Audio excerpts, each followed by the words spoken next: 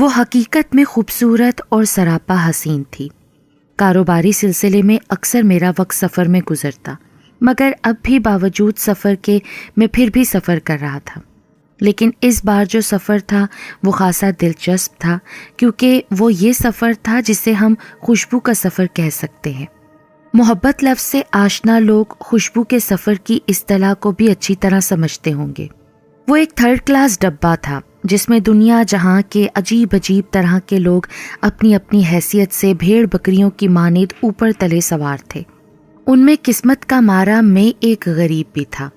لڑتے جھگڑتے اپنی مطلوبہ سیٹ پر پہنچا تو حیران رہ گیا، کیونکہ میری سیٹ پر بیٹھی تھی ایک دوشیزہ، اپنی تمام تر خوبصورتی کے ساتھ، سرخ اور سفید چہرہ، لمبی پلکیں، لمبے سیاہ بال اور ایک پھول جو اس کے ہاتھ میں تھا، جسے وہ پیار سے بڑے پیارے انداز میں سہلا رہی تھی۔ محترمہ، اگر آپ کو برا نہ لگے تو اپنی سیٹ چیک کر لیجئے، میں نے مودبانہ انداز سے کہا۔ چہرے کا رنگ گرگٹ کی طرح بدل رہا تھا۔ عمر تقریباً 23-24 کے لگ بھگ تھی اور وہ اکیلی تھی۔ میرے سوال کرنے پر ٹکٹکی باندھے میری طرف دیکھ رہی تھی۔ محترمہ، آپ پیدائشی بہری گونگی ہیں کیا؟ یہ میری سیٹ ہے، یہ دیکھیے میرے نام ریزرو ہے۔ میں نے اسے اپنا ٹکٹ دکھایا اور سیٹ نمبر بھی بتائی۔ وہ اداس آنکھوں سے میری طرف دیکھتی رہی۔ میں نے ایک لمحے کو اس کی نشیلی مگر اداس آنکھوں میں ڈوبتے درد کو دیکھا تو لرز گیا، خود ہی ہتھیار ڈال دیے۔ ٹھیک ہے محترمہ، ٹھیک ہے، آپ سیٹ پر قبضہ رکھیے۔ ویسے آپ کی منزل کہاں تک ہے؟ مطلب کہ آپ نے کہاں جانا ہے؟ میں نے بڑے پرخلوص انداز سے پوچھا۔ میں نے اپنا بریف کیس ایک طرف رکھا اور اس سے باتیں کرنے لگا۔ جی، میری کوئی منزل نہیں ہے، بے منزل کی مسافر ہوں میں۔ جواب میں کرب اور دکھ تھا، ایک اندیکھا دکھ جو صرف محسوس کیا جا سکتا تھا۔ کیا مطلب؟ میں نے حیرانگی سے پوچھا۔ مطلب آپ خود ہی سمجھ سکتے ہیں کہ ایک تنہا لڑکی اور اس کا کوئی ٹھکانہ نہ ہو تو کہاں جائے گی؟ جواب پہلے سے بھی زیادہ کربناک تھا۔ میں سمجھ نہیں سکا۔ تم بنا ماں باپ کے تو اس دنیا میں نہیں اتری نا؟ کوئی نہ کوئی تمہارا رشتہ دار، بھائی بہن، کوئی عزیز کوئی تو ہوگا اس دنیا میں۔ کاش میرا بھی کوئی اپنا ہوتا جو میرے دکھ کو سمجھتا۔ اس کے جواب میں بہت درد تھا۔ محترمہ، آپ سے ایک سوال پوچھنا چاہتا ہوں۔ ان سخت ترین حالات میں جب آپ کا کوئی رشتہ دار بھی نہیں تو آپ کہاں جا رہی ہیں؟ کوئی تو منزل ہوگی آپ کی۔ میرے اس متوقع سوال سے وہ کسی سوچ میں پڑ گئی اور کافی وقت گزرنے کے بعد بولی، حقیقت تو یہ ہے کہ میں خودکشی کرنے جا رہی ہوں۔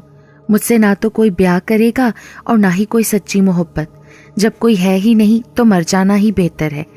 اپنی عزت بیچ کر پیٹ بھرنے سے بہتر ہے غیرت کی موت ہی مر جاؤں۔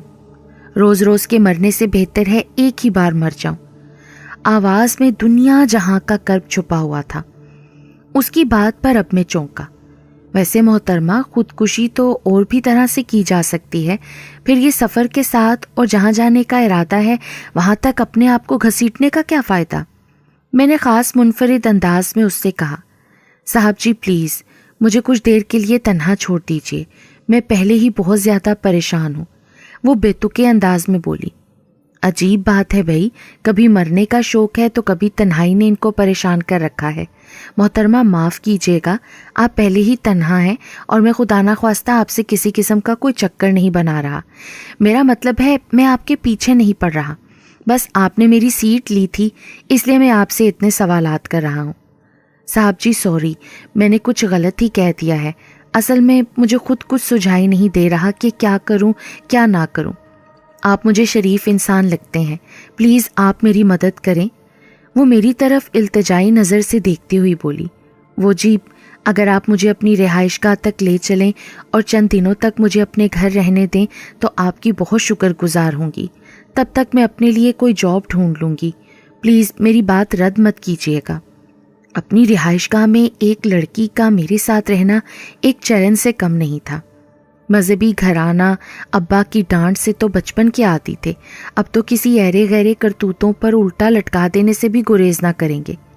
محترمہ، یہ تو بہت مشکل ہے، دراصل میرا تعلق خالصتاً مذہبی گھرانے سے ہے، کبھی کسی غیر محرم کو نظر اٹھا کر بھی نہیں دیکھا۔ آپ میری سیٹ پر براجمان تھی تبھی آپ سے الجھ پڑا۔ جہاں تک تعلق ہے آپ کی رہائش کا مسئلہ ہے تو اس کا ایک حل ہے میرے پاس۔ کیا وہاں چلی جاؤ گی؟ جی پلیز بتائیے۔ اصل میں میرے ایک جاننے والے ہیں، وہ ایک دارالامان میں ذمہ دار ہیں۔ ایسی عورتیں جو بے سہارا ہوں انہیں وہ سیفٹی فراہم کرتے ہیں اور مختلف کام بھی سکھائے جاتے ہیں۔ اگر آپ راضی ہوں تو بات کروں۔ میں نے حقیقت میں اپنے فضول اور کچرا دماغ سے صرف یہی ایک حل نکالا تھا۔ قطعاً نہیں، میں اگر یتیم خانے میں رہنا چاہتی تو یہاں کیوں آتی؟ پلیز آپ مجھے تھوڑا سا سہارا دیں تو اللہ بھی میرا ساتھ دے گا۔ ارے یہ آپ کیسی فضول باتیں کر رہی ہیں؟ میرے سہارا دینے سے اللہ آپ کو کیسے سہارا دے گا؟ ہاں اللہ سہارا دے تو انسان بھی سہارا بن سکتا ہے۔ وہ میرا مطلب وہ نہیں تھا جو آپ سمجھ رہے ہیں۔ ہاں یہ سچ ہے کہ اللہ مدد کرے تو بندہ مدد کر سکتا ہے۔ پلیز آپ میرا ساتھ دے دیں۔ دیکھیں مظلوم کی دعا اوپر تک جاتی ہے۔ آپ دنیا میں میرے کام آئے، میں آپ کی آخرت کے لیے دعا کروں گی۔ میں تھوڑا شک میں پڑ گیا کیونکہ ایک خاص چیز جو میں نے محسوس کی تھی وہ خاصی دہشت ناک تھی۔ جب بھی میں نے اللہ کا نام لیا تھا اس لڑکی کے چہرے پر تکلیف اور ناگواریت کے آثار نمودار ہوئے تھے۔ پھیکا پڑتا چہرہ، چہرے کی بدلتی کیفیت، جیسے اللہ تعالیٰ کا نام لینے سے اسے تکلیف ہو رہی ہو۔ استغفر اللہ، کم از کم ایک مسلمان ایسا ہرگز نہیں کر سکتا۔ خیر آگے چل کر معلوم ہوا کہ اس معصوم صورت دوشیزہ کی اصل حقیقت کیا ہے۔ اب وہ دوشیزہ آنسو بہانے لگی۔ اچھا محترمہ، اب تو لگتا ہے کہ آپ کی مدد کرنی ہی پڑے گی۔ بیچاری مظلوم ہے ابا، تبھی تو میں اسے اپنے گھر لے آیا ہوں۔ ابا پتہ ہے کیا واقعہ ہوا کچھ یوں کہ یہ بیچاری تنے تنہا اور کمزور عورت جب ٹرین کے ڈبے میں داخل ہوئی تو ایک غنڈے نے اس کی کمزوری کا فائدہ اٹھاتے ہوئے اس کے ساتھ غلط حرکتیں کرنا شروع کر دیں۔ ابا یہ ایک انتہائی ذلیل حرکت تھی، مجھ سے رہا نہ گیا اور 2-4 مکے اس غنڈے کو جڑ دیے۔ وہ ظالم وہیں ڈھیر ہو گیا۔ میں نے اس کو انسانیت کے ناطے بہن سمجھ لیا اور عزت سے سیٹ دے دی، ورنہ پتہ نہیں راستے میں اکیلی عورت کے ساتھ کیسا سلوک ہوتا۔ یہ تو شکر ہے اس وقت میں اسی ٹرین کے ڈبے میں موجود تھا جو معاملہ صاف ہو گیا۔ بعد میں انہوں نے اپنی حقیقت بتائی کہ ان کے ابا اور اماں اس دنیا کو چھوڑ کر جا چکے ہیں اور یہ اکیلی ہیں۔ چلو بیٹا، یہ تو تم نے بہت اچھا کیا، مجھے تو امید نہیں تھی کہ تم اتنی ہمت پیدا کر لو گے۔ خیر بیٹی مناہل، جاؤ اس بہن کو ان کا کمرہ دکھا دو اور خوب اچھا اہتمام کرنا۔ ابا نے پہلی بار مجھے تعریفی نگاہوں سے دیکھا۔ میری بہن مناہل اسے کمرے میں لے کر چلی گئی۔ اس طرح اس مظلوم دوشیزہ کو اپنے گھر میں رہنے کی اجازت مل گئی۔ ابا بڑے نرم دل کے تھے، ایک مسئلہ تو حل ہو گیا تھا۔ محترمہ اب ہر وقت میری آنکھوں کے سامنے رہنے والی تھی۔ زندگی میں پہلی بار کسی حسین دوشیزہ نے دل کے دروازے پر اتنی زوردار دستک دی تھی کہ میرا دل ٹکڑوں میں تقسیم ہونے لگا۔ وہ دوشیزہ جس کا نام روبی تھا میری بہن مناہل کے ساتھ اوپر والے کمرے میں سیٹ ہو گئی۔ مناہل نے روبی کو اپنا ایسا دوست بنایا کہ اپنے خون کے رشتوں کو بھول گئی۔ نہ جانے اس میں کیا بات تھی کہ اس کو دیکھ کر ہر کوئی اس کا دیوانہ ہو جاتا تھا، میری طرح۔ انہی دنوں اماں میری شادی کا روک لگائے بیٹھی تھیں۔ مناہل اور میری چھوٹی بھابھی اماں کے ساتھ مل کر پلاننگ کر رہی تھیں۔ ایک عدد خوبصورت پڑھی لکھی لڑکی کی تلاش برائے رشتہ ازدواج اپنی پوری آب و تاب بلکہ زور و شور سے جاری تھا۔ اماں کو میری ڈیمانڈ کے مطابق لڑکی ڈھونڈنی تھی۔ لڑکیاں تو بہت تھیں لیکن جو لڑکی مجھے ٹرین میں ملی تھی روبی، اس نے میرا دل جیت لیا تھا۔ پھر سب گھر والوں نے بھی اس کو پسند کیا۔ اس کی آنکھوں میں عجیب سا جادو اور سحر تھا۔ میں جب بھی اسے دیکھتا رہ جاتا، میرا جسم سرد لہروں میں اتر جاتا۔ اس کی باتوں میں شیرینی تھی۔ اس نے بہت جلد گھر کی ذمہ داری اٹھا لی، گھر کا کھانا خود بنانا شروع کر دیا، نوکروں کی چھٹی کروا دی۔ اماں ایک روز مجھے کہنے لگیں، فضل بیٹا، روبی بہت اچھی لڑکی ہے، بے سہارا بھی ہے، پڑھی لکھی بھی لگتی ہے اور سگڑ بھی ہے، پورے گھر کو چمکا کر رکھ دیا۔ میں تو کہتی ہوں کہ اسے ہی اپنی بہو بنا لوں۔ اماں نے کہا تو میرا دل دھڑک کے باہر آنے والا تھا، میرے دل کی خواہش جو پوری ہونے والی تھی۔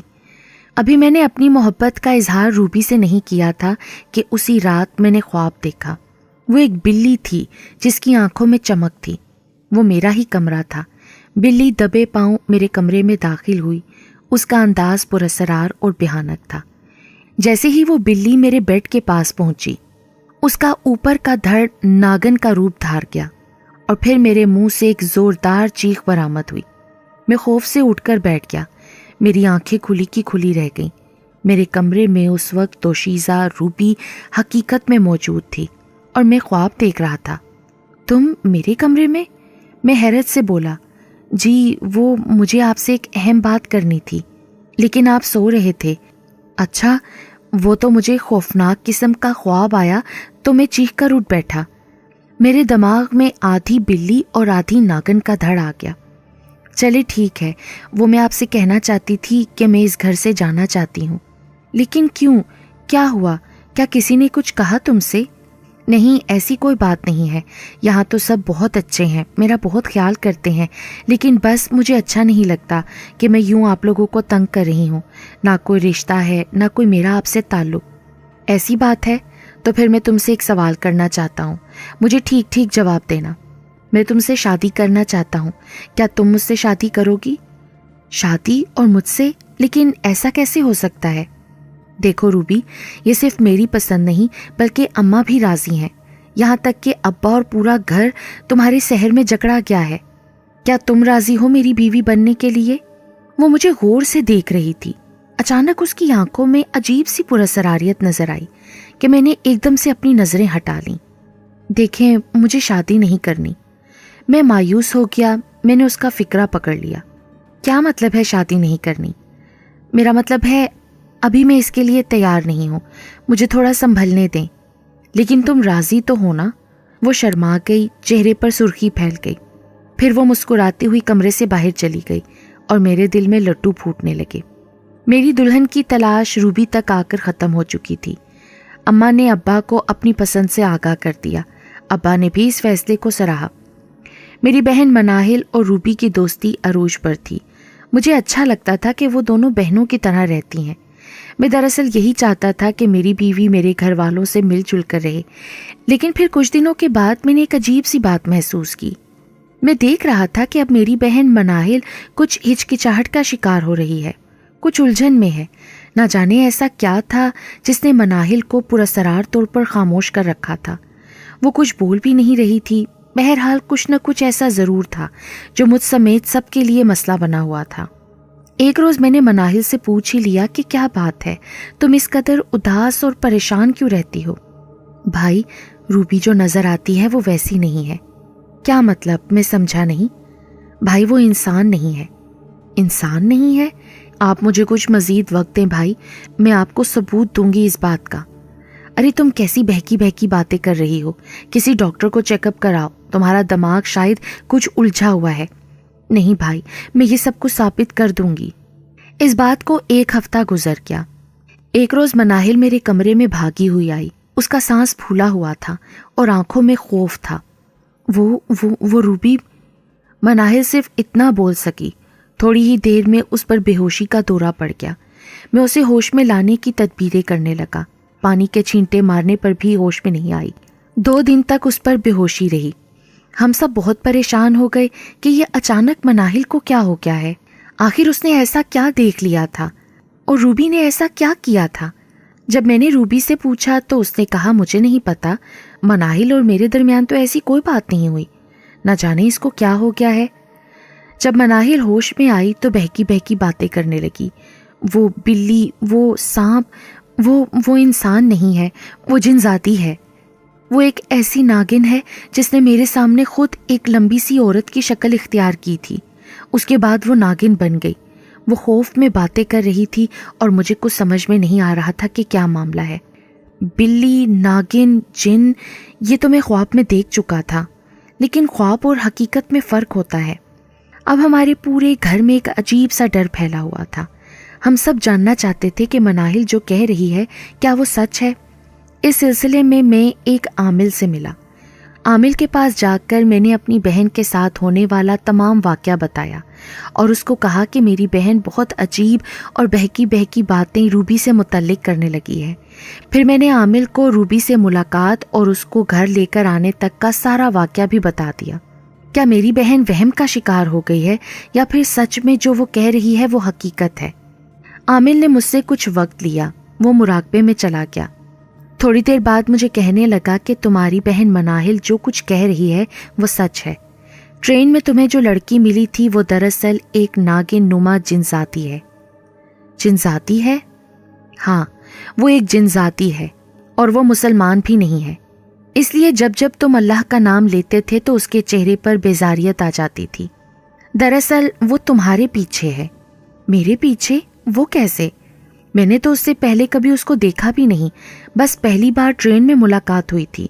मेरी सीट पर बैठी हुई थी। हाँ, वो जानबूझकर तुम्हारी सीट पर बैठी थी ताकि तुम उससे मिलो और वो तुम्हारी आंखों में जादू करे। तुम उसको फिर अपने घर ले आओ और फिर वो बेचारगी का इजहार करे।